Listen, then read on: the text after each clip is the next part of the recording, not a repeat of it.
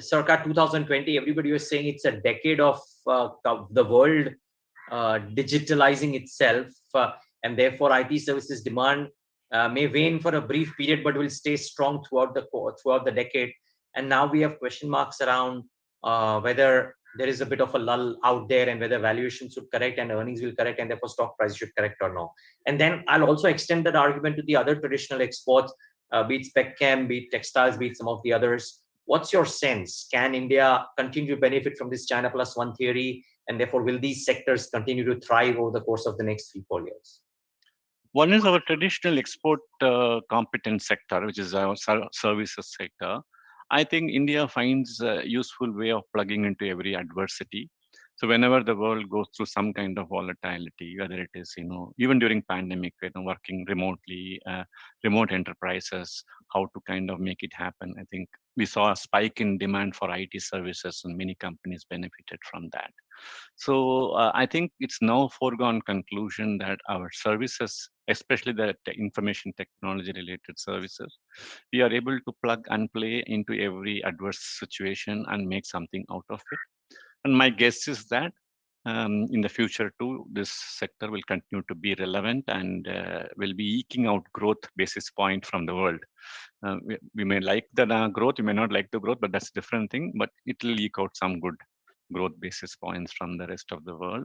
And therefore, it will remain part of a very good free cash flow generating kind of entities that investors love to own. Coming to other sectors which have been kind of more cyclical and volatile in their export approach, whether it is textiles or engineering or capital goods, etc.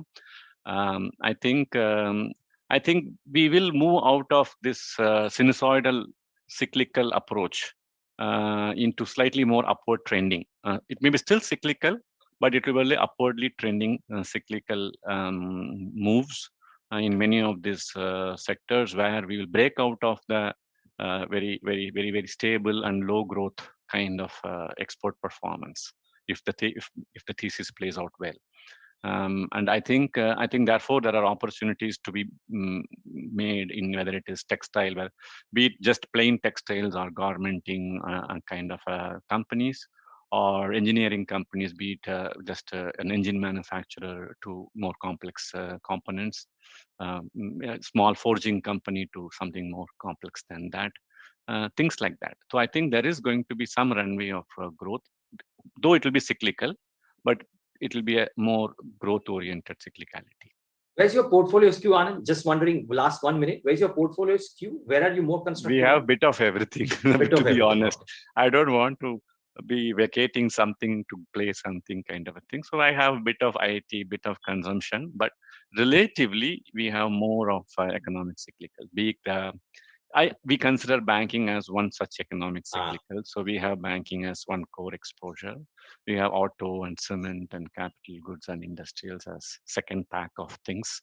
So those are, it's a bit diversified, but with a slightly more constructive bent over the domestic cyclicals.